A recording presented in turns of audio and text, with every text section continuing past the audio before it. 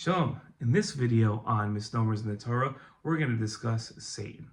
Satan, or Satan, is mentioned throughout Tanakh and is mentioned in the Gemara. And one could have the impression that we get from Hollywood, that Satan is like a little devil that exists somewhere and causes mankind to sin and is always trying to tell God that the Jewish people are bad and that they're full of sinners, and that Satan is a true entity that exists, much like maybe some people think that angels are the same way. Angels are non-physical entities that do exist, and maybe Satan is similar. That's absurd. Satan is not a real living being or an existing being. How do we know this? Because the Talmud tells us that the Satan is our Yetzer Hara, is our physical drive. Our physical drive that leads us away from intellectual perfection, from leading a life according to the Torah.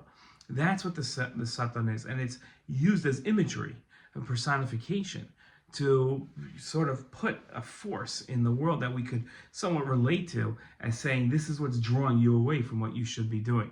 So really, we should recognize that the Satan is just our inner drive to do things that we shouldn't be doing, living a life that's primitive as opposed to intellectual. So the Satan and this week's Misnomers in the Torah, Satan is not a real, true living being. Shalom.